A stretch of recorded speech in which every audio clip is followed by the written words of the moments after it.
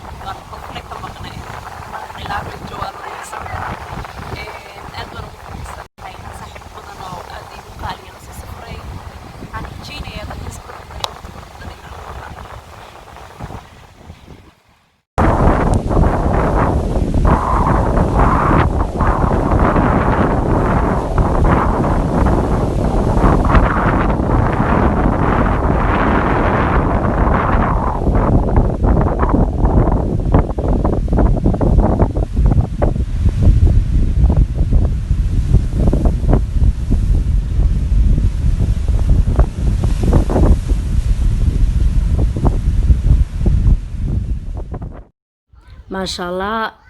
halkani waa Garacad waa arkaysaan dhulka quruxdiisa dooga dhagaxa dushiisa biyaha dabiiciga ee burqanaya geedaha cagaarka ay ku beertay alla dhulkeenu qanisana qurux badana fiicana hadana ka faa'iideysano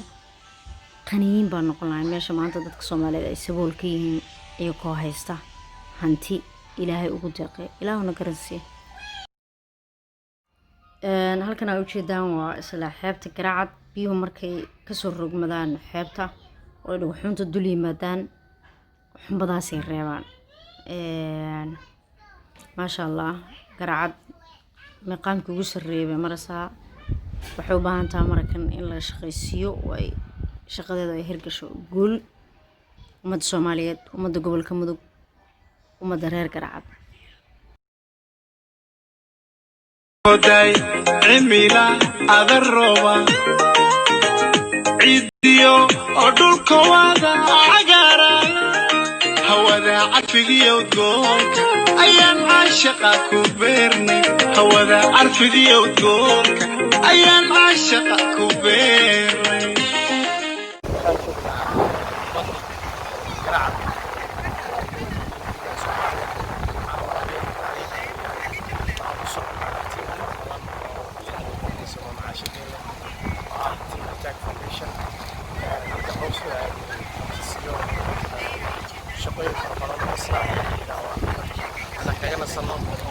ما شاء الله عوا ريك هو معناه وحاول مرات يقول كم نسيجا كم ورثنا الله إن شاء الله يقول لك فاهم عشان نويسا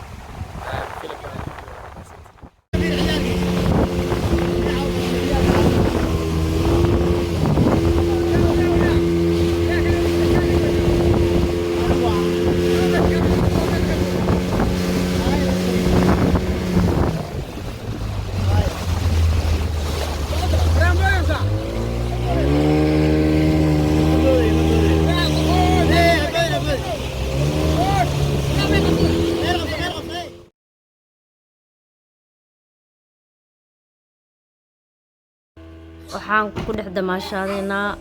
biyihii xeebta oo ujeedaan aniga tiimkii la socday saaxiibo badan oo aad fara badan raggii dumar iskugu jira oo saaxiibadayda shaqada iyo kuweygii asxaabta kale caadiga ahayn oo intooda badan ay tahay markii ugu horeysay yimaadaan xeebta Garacad ayaan kusoo dalxiisgeynay markaas